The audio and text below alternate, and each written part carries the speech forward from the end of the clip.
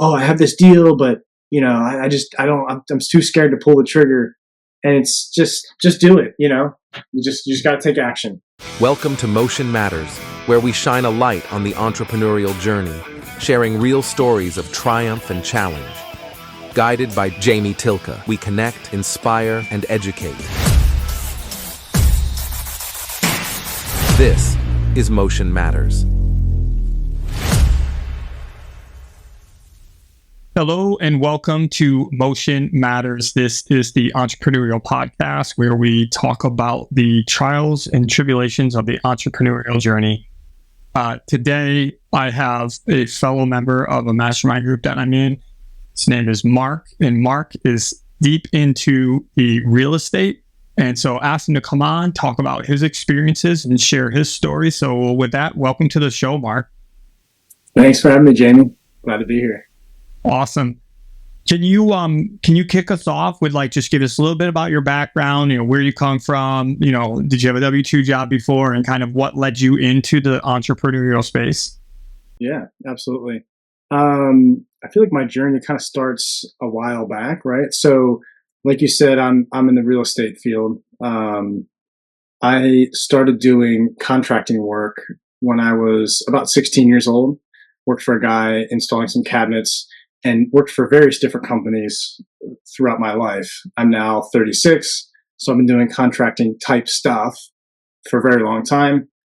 I got interested in contracting work at an early age. I was about 11 years old. We had an addition put on my parents' house at the time, and I just loved watching the construction, all the different phases. You watch the framing go in, and then you see the drywall and all this stuff happen, and it just really fascinated me.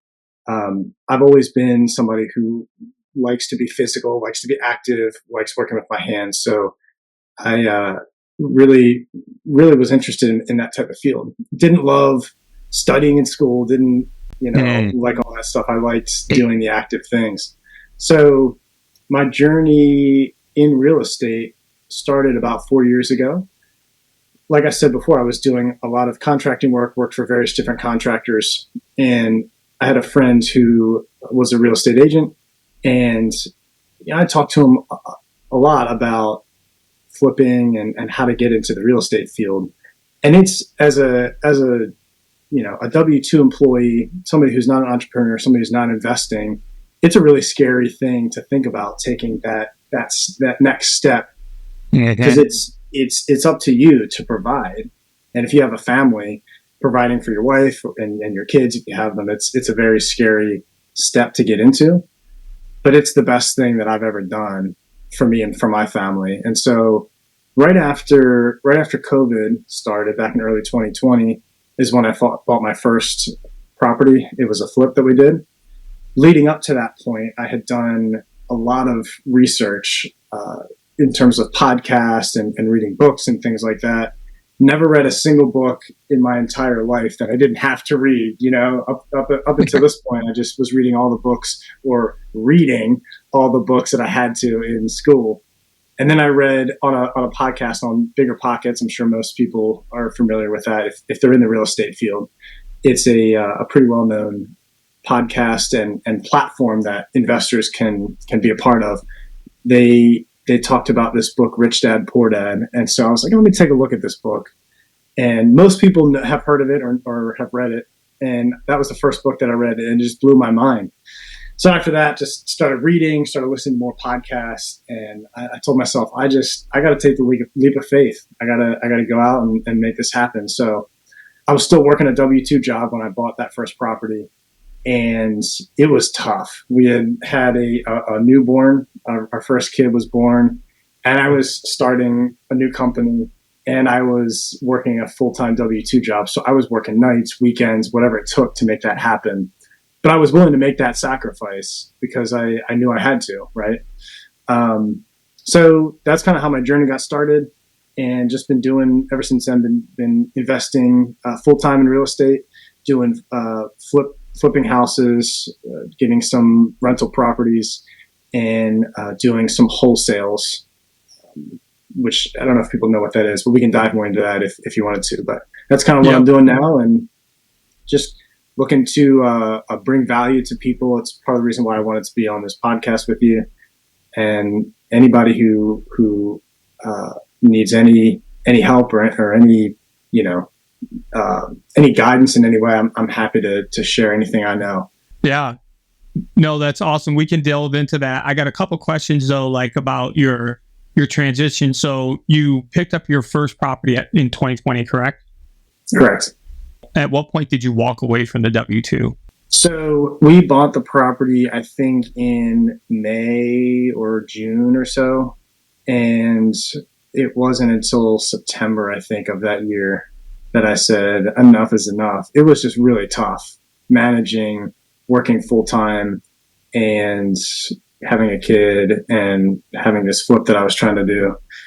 And it made it a little bit easier for me because my wife was still working at the time. So It wasn't like I was the sole provider, right? So, that I had a slight advantage there to some other people. If there are some other people who are the sole provider of their family, it can be a little bit more risky because I didn't take a paycheck for the first, 5 months or so, right? Because you have to finish the house I had to finish the house I was working on. Mm-hmm. Then I had to sell it, and it took like 30 or 40 days to close and all that stuff. So yeah, that's kind of what happened. So when you guys made that decision, I guess, I'm assuming you guys made that decision together, you guys were like, hey, I'm going to lose my income and we're just going to tough it out. Yeah. I mean, that was a conversation we had. We had, I think Dave Ramsey is the one that suggested this, or somebody, but they suggest having like 3 or 4 months or 3 to 6 months or so of expenses in your bank account, right, in order to survive if something were to happen. So we had that kind of cushion. So that made us feel a little bit better. It's like, okay, if I don't pay myself, or if we don't get paid for 3 to 6 months, we can still pay our bills and survive. Yeah. So that was one thing. If somebody's starting out, I would recommend doing that. But you don't have to. A lot of people, I think, may be scared or think that they can't do it because they don't have money to start the business. I didn't have any money. Mm. We had some of our personal cash that we had saved in the bank, but we didn't want to use any of that to start the business. And so I had to find creative ways to come up with money if I needed money to start the business, or to find ways to fund the deal. For instance, I had used none of my cash to start. I mean, it takes a little bit of money to start up the company, right? You got to pay for the LLC, you got to get some insurance and yada, yada, yada. And so I just took a bunch of old things that I wasn't using anymore and sold a bunch of stuff on eBay. I think I made like $1,500 or something. And I used that $1,500, and that's how I started. That's how I started it from scratch, essentially. Yeah. I mean, that's crazy because I literally just had a conversation with a girl this morning about that exact same thing. She's like, well, I don't have any money. I go, you don't necessarily need it. I mean, obviously it's ideal, but I said, right, even if you told me you had 100K, I wouldn't necessarily advise that that's the method you take, because right, I said, once you understand what private money is and also leveraging other access points, like, there's a myriad of different ways to take it down. The other question that I wanted to ask you that I just remembered when you were explaining that first piece was, you kind of mentioned that you did it for whatever you said, like 4, 5, 6 months. And then you kind of were like, I'm burning the candle at both ends. Like, I can't do that. The question in conjunction with when you decided to leave is that, what during that first experience gave you the confidence enough for you to say, I'm all in, like, I'm going to walk away from this because I believe in what it ultimately can bring? I mean, was it something from that specific experience, or was it just continuous education? Like, what made you reach that point? I think it was just having a confidence in myself, to be honest, to know that I'm going to do whatever it takes to get it done. And, I had the confidence that I had the construction background. So I did a lot of the work myself on the properties.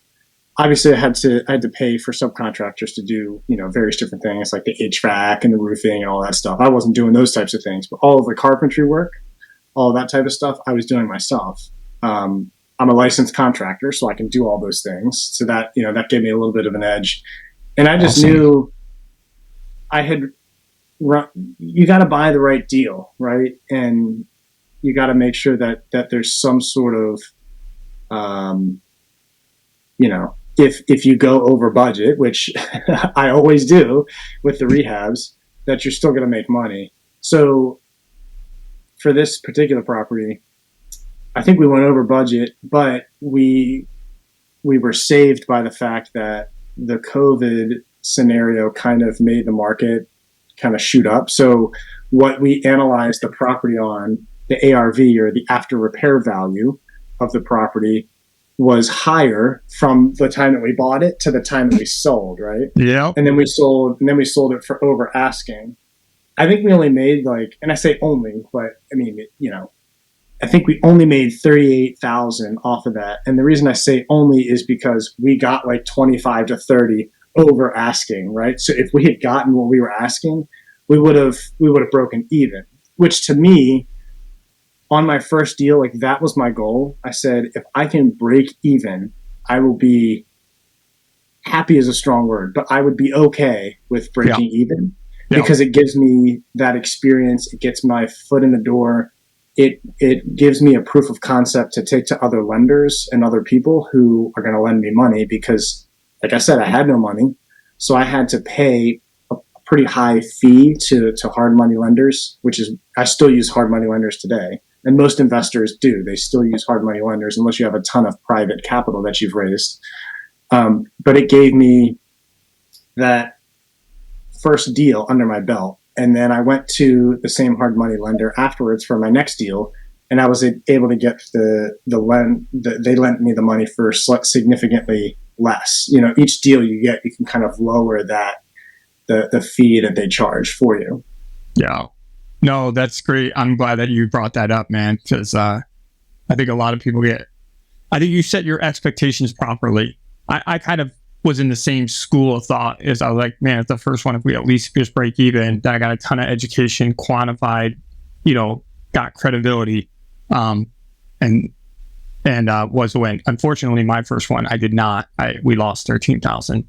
But fortunately, it was the only one I've lost. All the rest worked out. I mean, you're going to lose. If you're in the game long enough, whether it's your first or your 40th, you're going to lose money on a deal. I mean, everybody has. I don't know a single investor who's been doing it that hasn't lost money. I lost $40K on a deal one time, but the next deal you might make 70. It kind of averages itself out.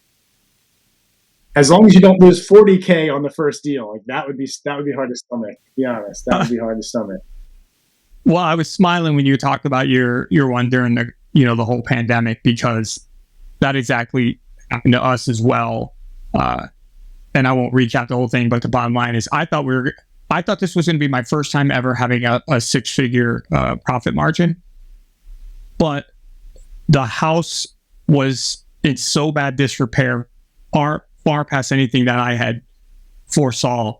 And if you remember, during that time, the whole, shortly thereafter, anyways, the supply chain issue and then prices of everything were going up, and our budget doubled, and I was like, holy crap. But fortunately, the price of the house went up tremendous in value. To your point, we sold ours for over asking price, and we're able to make something. I was wondering, because if we had sold it at asking, we were going to break even. And I was like, okay, that sucks, but it'll be all right. And then when my agent called me and said, hey, we have this offer in hand, I was 20 or 30 over asking, I legitimately started tearing up because I was so excited, because you pour so much of your heart and soul. I poured so much of my time and energy and effort into this first deal. Right. And it was my dream. And nobody wants to be a failure, right? I didn't want to fail on my first project. But it was so, I think I was so overwhelmed with, I don't know, maybe peace is I don't know if that's the right word to describe it. But one thing I do want to mention, when you said what gave me the confidence to go out on my own, I am a very faith-based person. My family is very faith-based. We believe in God, and it would be a disservice if I didn't bring him into this a little bit. Yeah, I'm with you. And I knew that you were on the same page there. So I have a faith in God and that Jesus is my savior. And I believe that God provides for me. Now that doesn't always look like what I think it's going to look like. I can't be like, I'm going to pray that this property is going to sell for, make a profit $100,000. That doesn't happen, right? That doesn't always happen. But yeah, I do believe that when I look back at my life and how things have progressed, I can see the way that he has been guiding me all throughout, even when things happen that I wasn't expecting or when things didn't happen that were good, right?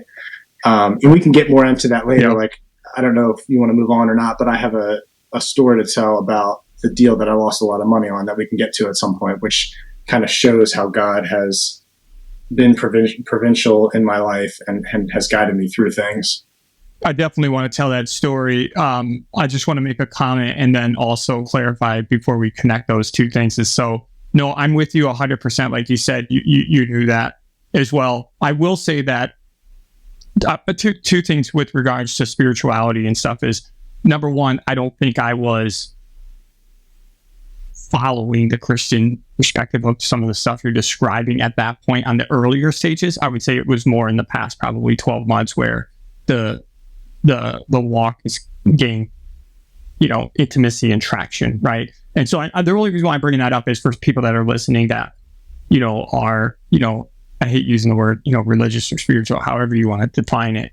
I think when you start realizing, to your point, that like, you were not saying this like, oh, this is a causation thing, that because I do A, then I'm now going to receive B. You're just simply saying you're putting your trust and faith in provisions. And I think that was a life-changing moment for me as well. When I was just like, you know what, I'm gonna keep doing what I'm doing, and if I see that I have to pivot, based on where he's guiding me, and that's what we'll do. Good. So I appreciate you sharing. Yeah, and I think a lot of times people get, like when I say like God's going to provide for me, that doesn't mean I can just sit on my couch and the money is going to start like coming down from the sky. You still have to take action, and a lot of, I would say the biggest thing in entrepreneurship is just taking action, right? I heard this quote from some book or something that I read, and the guy said, what did he say? He said, God promises to provide the worm, but he promises to feed the bird, but doesn't put the worm in the nest or something along those lines, right? So like, yeah, he provides for the birds, but the bird still has to go get the worm. It doesn't just fly into the nest. So you got to take action. Yeah. Whether you're faith-based or not, you got to take action. Yeah. I mean, this whole topic right now, we'll move forward, but I mean, this in and of itself could be an incredible podcast. So maybe we should circle back. And there's a couple other people I have in my mind. Actually, we should bookmark that, Mark, is that maybe jump on a couple other people that are in the same space, sure, both spiritually and on the real estate, and do a round table. That would be pretty cool. I'd love it. But before you get to the story, what I want to just do is I'm walking through your timeline. So you've done your first deal. You've made the decision to leave your W-2. You're all in. Your wife has got some financial foundation for you guys to be able to get through the month to month. Plus that, was there like, what else transpired between that first deal and this story that you're going to tell? Like, did it scale at any point? Like, what other projects did you, or was that the next one? No, there was about a year or so, I think, between that and the next one, and one where I lost a ton of money. So I think the very next project, we made a good bit of money on. I think it was like 70,000, 75,000 on that flip. Nice. But again, nice like, win. These are not, it's not like they're happening right 1 month after the next, right? So it's like, okay, 30-some thousand on the one, and then 5 months later I made 70, right? So it's not like we're making tons of money. And that doesn't include like, that's just gross profit, right? That doesn't include all of my other expenses like insurance that I have to pay, and and I'm taking draws out for myself. So it's funny because people like, I made, $80K on this flip. Yeah, but what is your overhead? You know what I'm saying? So it's like, when I'm saying 75K profit, that's just like the gross profit. There's still expenses underneath that. So yeah, so we did some flips here and there over the next year or so after my first one. it's hard for me to honestly remember the timeline of everything, because it's just things blend together. But I think we acquired in 20, so we started the business in 2020, and then in 21 we acquired maybe one or two rental properties, and we did a couple more flips that year. Okay. And then we acquired this Airbnb up in Deep Creek. We live like in the Maryland area. And so there's this lake that's about, I don't know, it's close to like West Virginia in Maryland. And it's kind of like a vacation spot with like Airbnbs. There's a lake. So there are like lake houses, but there's also a ski resort there. So it's kind of like a multi seasonal. Yeah, it's kind of nice all year round, right? So you get the nice fall weather with the trees, then you get the skiing weather, then you get nice spring, and the summer lake weather with, water sports and all that stuff. So there was this deal up there that we bought, and the goal was to have it as an Airbnb. So we fixed it up. It was really tough. I was 3 hours away. So I had to find a contractor up there. So that was really tough, very tough. I do not recommend going into a different investing space if you haven't fully figured out and have the systems down for what you're doing in your own area, right? So we were investing in our local area, and then I'm like, oh, I'm going to, invest in this project that's, 3 hours away. All in all, like it went well for the most part. This isn't the property that we lost money on, but it relates to the story. That's why I'm telling it. So yeah, I was like on top of the world because we had this Airbnb. It was going okay. We were managing it ourselves. It was pretty tough to manage. Like every week it seemed like something was breaking. We had to do something, but we were making some cash, and we did a cash out refinance on it, which allowed us to pull some of the capital out. So we kind of like gained some income by pulling out that cash. And I'm like, man, I'm crushing it. I'm going to, flip more properties up in Deep Creek. And so we found this other property that was a little bit further off the lake. It wasn't right on the lake. And what I didn't realize was the market, and this is why I say you got to know your market that you're investing in. The market is so much different right on the lake as it is like 10 or 15 minutes off the lake. So long story short, we flipped this house and we went to sell it, and it sat on the market for, I don't know, 3 or 4 months. We had maybe 5 showings in that 4-month span, which at the time was just not heard of. At this time, people were buying properties over the weekend. You'd have 30 showings, right? I'm like, man, what is going on here? And so I started freaking out. I'm still new right now. It's been 4 years, but I'm still like a young company, right? So at this time, it'd been, a year and a half, 2 years into the business. I don't have tons and tons of cash in the bank. So I'm like, man, if I lose, I started thinking about all the numbers. I'm like, how am I going to survive losing $50,000 on this flip? That's like really gonna. It might not put me out of business, but that's really gonna hurt, Mm-hmm. And this is where the faith-based stuff for me comes in, and seeing how God has provided for me through this tough time. It was a very, very dark time in my mindset. I couldn't figure out how I was going to get out of it. I tried to think of all these different scenarios, like how can I sell this? Maybe I could rent it out. Like, what am I going to do? And I mean, it was really, really tough. As an entrepreneur, it's all on you, right? And so, number one, I was going to feel like a complete failure if my company went out of business because of this. Number two, it's like I have investors that I have to pay back. I got to make sure I have the money for them. So all these things are going through my mind, just a very, very dark time in my mindset. And then talking with my wife about this Airbnb that we had. So we still had this Airbnb that was up in the same area. And we were like, this is just not the juice just wasn't worth the squeeze for how much time it was taking us to manage it. We're 3 hours away. It's just, it just wasn't worth it, you know? So we're like, let's just sell this off, you know? And it'll offset some of the losses, hopefully, that we're going to lose on this one flip. And, you know, then it'll eliminate like the headaches that we have. So we didn't know that this was going to happen until, you know, until both properties were under contract to sell. So both properties, we put the Airbnb on the market. The other flip that we lost money on was still on the market. And we ended up getting an offer in on the house that we were flipping that we lost money on. And then we also got an offer in to buy the Airbnb. And they both had the same settlement date. Okay. So we sold both properties. I mean, that was not planned. Obviously, it had it planned, but I did not have that planned, right?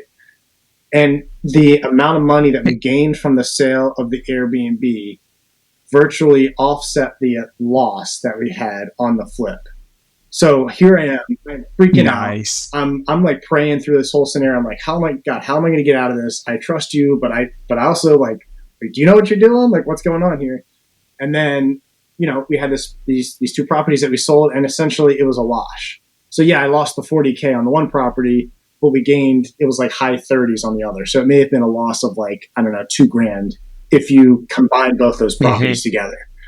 So that was like a huge, huge burden lifted. And I look back to that often when I think about the times that I'm in where things aren't going well or something. It's like, okay, remember back to this time when you thought, you know, you thought you were going to lose your tail, you know? So, that was a huge learning experience for me. Just a lot of learning in business, a lot of growing in my faith, and just a taking a negative and turning it into a positive. And I would just urge anybody who's listening, when you're going through something negative, just, you got to look at the positive. And it might not seem positive right now, but I feel like everything negative that I've gone through in life, if I can look back and think like, what good came out of this, there's always something good that's come out of the negative situations. I have like multiple questions. I know we probably don't have time for them all, so I'm going to make one comment and then I want to ask a question before we move to your story. And that is, what you just said was a massive pivotal moment for me, I guess, in as far as on a personal and even a business level too, was because I just started looking at every situation, and immediately, and I'm connecting this with spirituality as well, is I just would always look at all these really crappy situations and be like, what is God trying to teach me right now? Like, there's something that I'm doing. Is it because I don't have, you know, trust in the situation? Is it because I'm trying to be the one that's controlling everything? Like, you know, what is that? And oh yeah, by the way, what could potentially come from that? And so I think because of that, for me, the punches in the gut didn't land quite as hard. I mean, I'm not going to lie and say I wasn't concerned or stressed or, you know, but I just felt like it's okay. It's a storm, and typically storms are given to us so that we can be better prepared for what's coming down the road. So I think that's great that you're looking for the positive in that.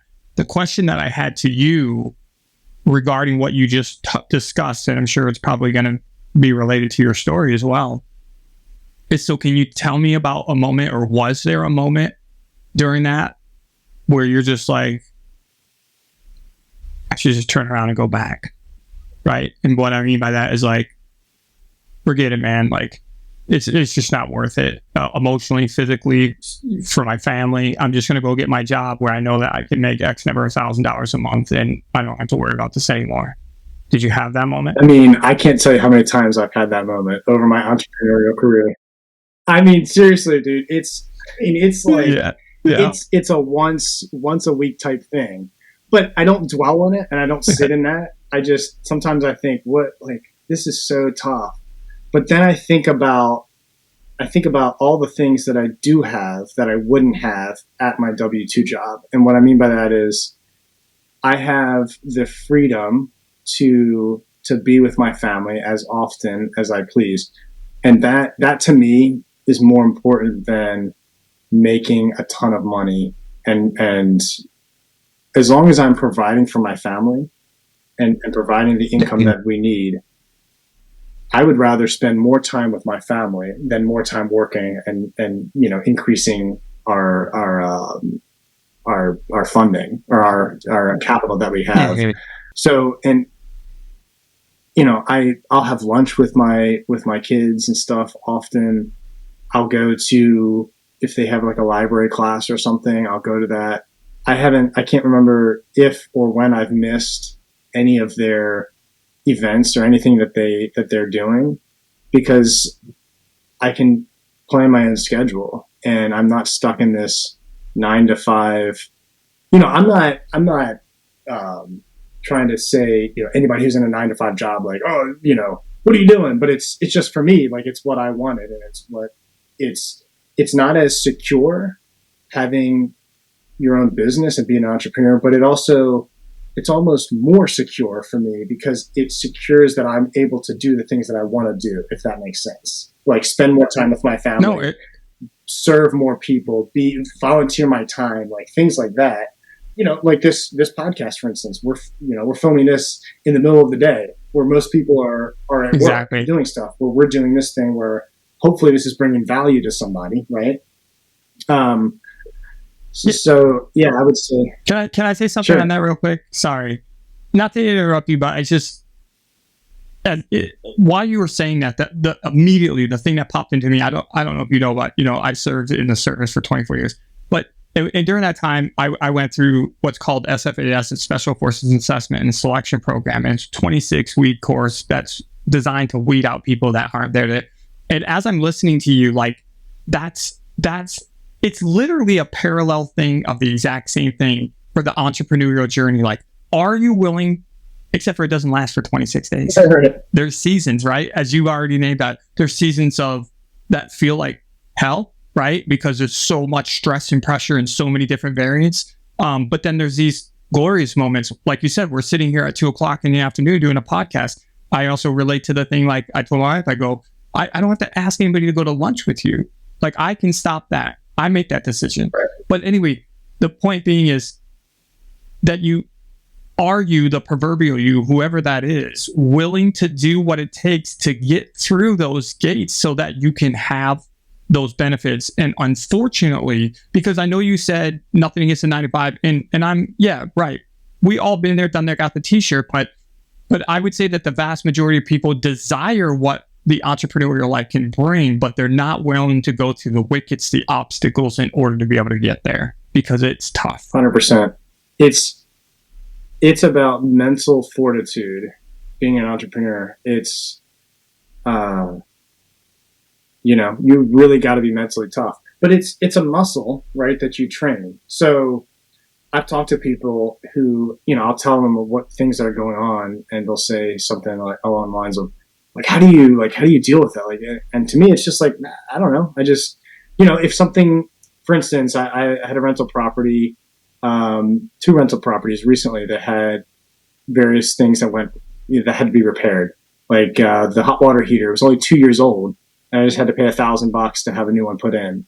And, a lot of people might say, oh, how do you like stomach that? Like, I don't know. I made one call, told the guy to go over there and fix it, and I move on. Like, it is what it is, whereas I don't get so caught up on all those little things. It's kind of, you just get used to there being firestorms that you have to put out, and it becomes a lot easier the more you do it. Whereas a new landlord or whatever might say, oh man, I got this $1,000 bill that I got to pay. And that really sucks. Well, yeah, it does suck, but just do it and move on, So you kind of get used to it, and it's kind of a muscle that you have to work at. If that makes sense. Yeah, no, I think in the very keen point that you're pointing out right there is that, like you said, it is what it is. It happened. Move forward. Don't dwell on it. Right. I had many of them. Obviously, I could cite a bunch of this as well as you could. But one of them that was very frustrating for me, true story. You know the poop grinders, right? For when you have to grind it up and pump it uphill. Have you had to do one of those yet? Oh yeah. Yeah. Oh yeah. So I know what they are, but yeah. So I had to do that, right? I had one in the back of the property. I let these people come over and they used the property for personal reasons. No problem. They unplugged it here's the problem. And I didn't know what I didn't know either. There's 2 plugs to it. And when you plug it back in, they have to be plugged in a very specific one on top of the other one. If you don't do that, then what happens is that it just stays on consistently. So what happened was the first time is nobody plugged it back in. And so it ended up ruining the system. It was $1,600. I paid $1,600 and I replaced it. Frustrated. I was like, damn it. 1 week later, the electrician or somebody comes over and they use that plug outlet. They plugged it in incorrectly. And so the grinder ran for 24 hours nonstop and ended up burning out the entire motor and the entire thing. So $3,200 in less than 1 week on the same poop grinder. I was so awful. Oh my gosh. I mean, I definitely did say a couple off-colored words. I bet. But I bet. I was just like, we're just going to move forward. But yeah, dang, that pissed me off. Yeah. That's tough. It's tough, but no, great points. I want to do the story, and then I kind of also want to get a chance to kind of talking about where you are at today. So, but with regards to the story, so you've been going about a year. You did a few flips, like you said. You picked up a couple. You had that Airbnb, and then you sold those properties. But specifically with what happened on the $40K loss, like how did that transpire? Yeah, so that was the one that I was talking about that was up in the Deep Creek area, right? So we bought it, and I didn't run the numbers correctly on it, right? I thought it was going to sell for over 300, 325 maybe. And it sold for 240 maybe, 235. So, we went from, I'm going to make 50K on this flip to we lost 40K on it. So yeah, it was just a terrible experience. But because we had that other Airbnb that we sold, like I said, it was kind of washed each other out, and it was a huge learning experience for me to understand, stay in your market, stay in the market that you understand. And I felt like ever since then, the business has, since I've sold those properties, my mind has been a lot clearer on investing here. And I felt like it took off after that, because I was very distracted mentally, thinking like, because my mind's like 3 hours away, right, on these properties. And then it constantly is going 3 hours away, back to local, 3 hours away, back to local. And I just couldn't focus. So, definitely would advise people who are new or thinking of getting into a different market that you got to have the systems in place for your own specific market. And if you are going to go into a new market, you really got to know the market, because the property was only 10 minutes away from the other property, but the value was so much different. The Airbnb was appraised at over 400, and this property appraised at like 250 or 230 or something. All right, so you got over that hurdle, and by grace, you it was tough. Yeah. What has transpired since then? Like, where are you at now as far as real estate? What are you focusing on? How many doors do you have? And are you still primarily flipping, or like what's going on today? It's a constant shift for me, sort of like every three months or so. You got to review it, say, okay, where are we? What do we want to continue to do? And what I mean by that is I had goals this year for how many doors I wanted to acquire and how many flips and profit I wanted to make, based on different variables, right? And we've already surpassed our rental door goal for all of 2024. Nice. We started this year with maybe 10 doors, and I wanted to get to 15. We're at 21 right now. They're not fully finished yet. Some of them we're still working on and trying to finish up, but we own 21 doors. And so now that we've gotten to that point, just a couple weeks ago, I had a vision shift. I said to myself, okay, no more rentals for right now. We need to focus on the gaining cash. And we had you and I were on the same mastermind call together, and we talked a lot about cash poor, but equity rich, right? Mm-hmm. The equity is there. I have lots of equity because I have 21 doors, but I am very cash poor. There are people that I know somebody who has 60 doors, very cash poor, but he has, $3 million in equity. It's like, okay, that doesn't do us any good right now. Like, got $3 million worth of equity, but can't take your wife out to dinner, right? It's like, So my mind kind of, after having a mastermind call, I kind of rethought my vision. And for the rest of this year, the next 6 months, I'm going to focus solely on cash producing properties. And what I mean by that is either flips or wholesale deals, because the rentals, I've gotten my goal for this year, and I just want to feel a little bit better about the cash that's in our account. Now, some of the rentals we've been able to use the BRRRR strategy, which is it's buy, rehab, rent, refinance, repeat. For those of you who don't know what that is, basically it's a strategy of buying rental properties, building value through the rehab process, and then doing a cash out refinance on the higher value after you've repaired it. And if you do it correctly, you can pull out more cash than you've invested in the property. So you may spend $150,000 on the purchase and rehab, but if your new loan is $175,000, you've essentially gained $25,000 in extra cash. So we've been able to cash out on some of those rentals. So that's kind of helped offset some of the lack of flips that we've done, because we haven't done as many flips this year. I think I've only done one. I've done one flip this year and maybe 2 wholesales, which is like way below what I wanted to do. But I'm looking at it in the positive, which is I have more rentals this year gained than I wanted to do all of this year already, which is, to me, my ultimate goal is to have a rental portfolio. I don't want to be flipping houses and doing wholesales the rest of my life. I want to build a rental portfolio, and that's what I want to live off of. So if I do more rentals, that's a good thing, right? But that's kind of why my mindset has shifted a little bit in terms of what I'm focusing on. So right now, to make a long story short, focusing solely on flips and wholesales to kind of get more cash into the account. As you said, we were on the same call, and ever since then, I've been really focused on trying to do the same thing, but through other revenue streams.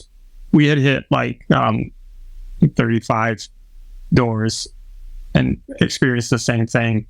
I'm just looking at it on paper, and I'm like, congratulations! Like, it looks great on paper, but and particularly for people that maybe don't know and are listening, is with the current market and the interest rates and stuff.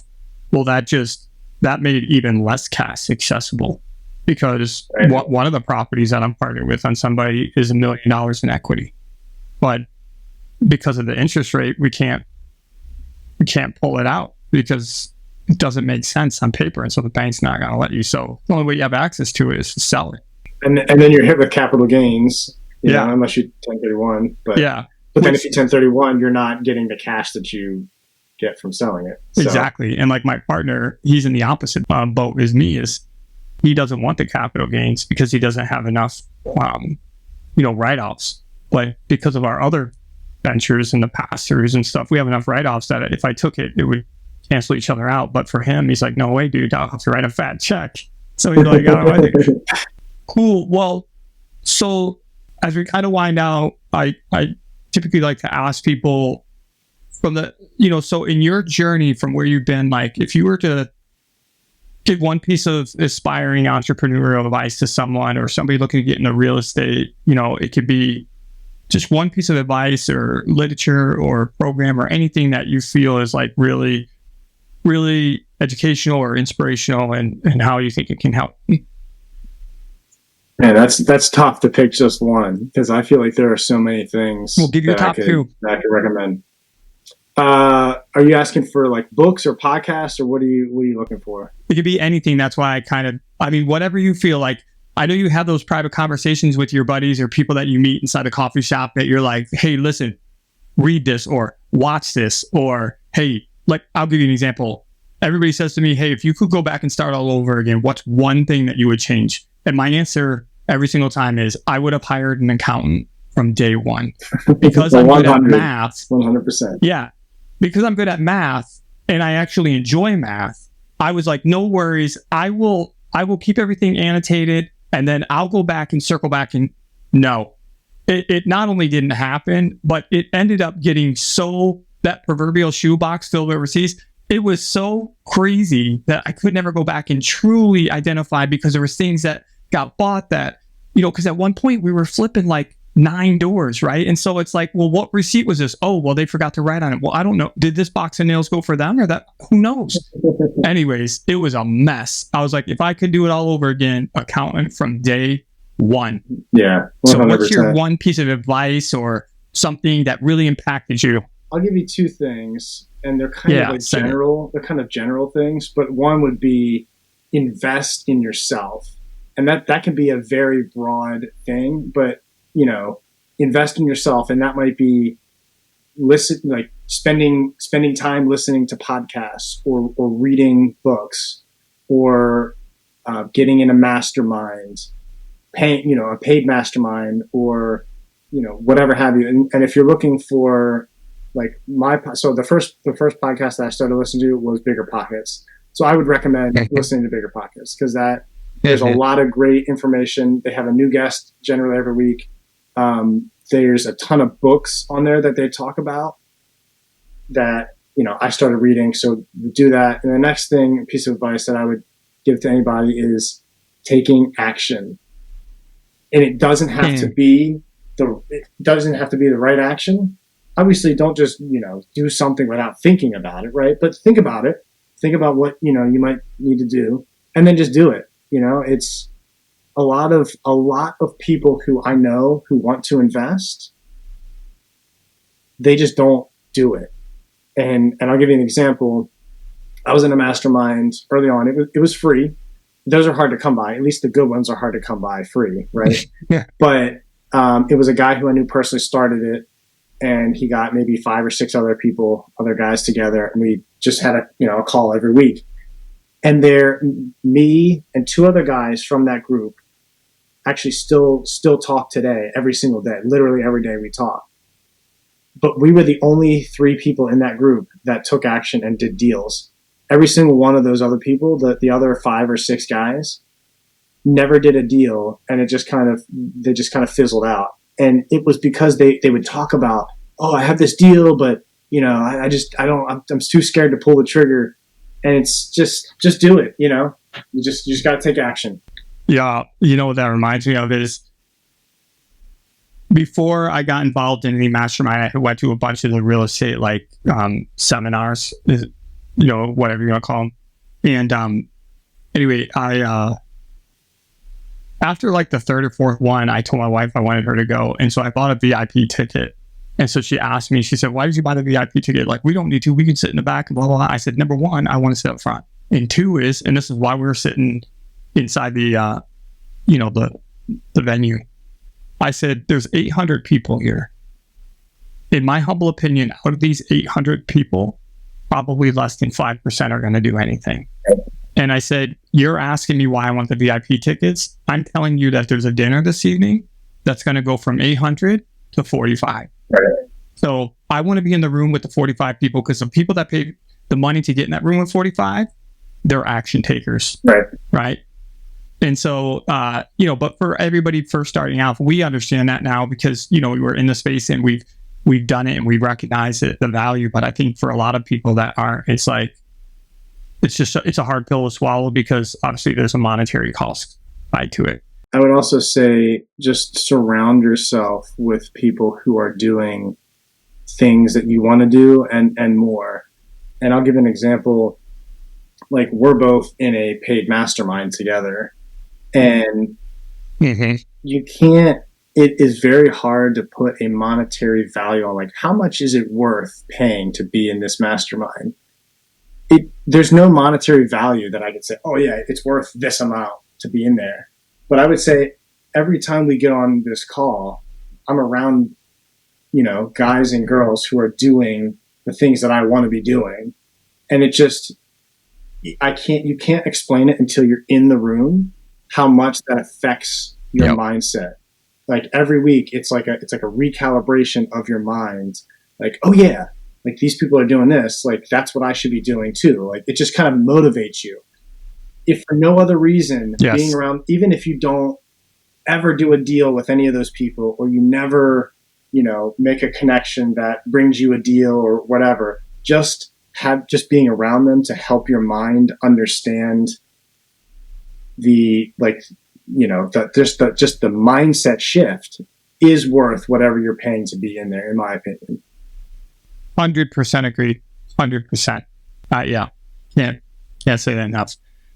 Before I let you go, I'd like to give you a chance to tell everybody, like, is there anything you're looking for? Like, how can they get a hold of you if somebody's like interested in connecting with you? What type of platforms you're on?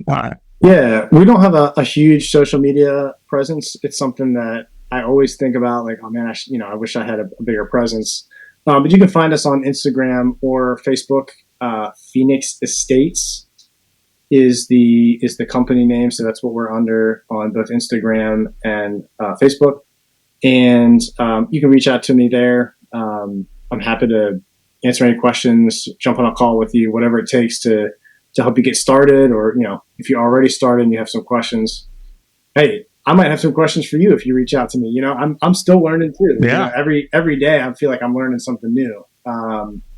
So yeah, happy to help any way I can, and just willing to bring value. It comes around, man. Awesome. The value comes around. I always tell people I believe in the law of reciprocity, and not only that, but I actually enjoy helping other people, and particularly when you see them take action. You're like, oh dang, that's good. Yeah. So good stuff, man. Mark, thanks for taking the time out of your day to be on the show. Thanks for sharing your personal experiences. As always, we're here to inspire, educate, and connect people so that they can pursue their aspirational dreams. So thank you for taking the time, brother. Yeah, thanks, Jamie. Appreciate you having me. Awesome. Talk to you later. Yep.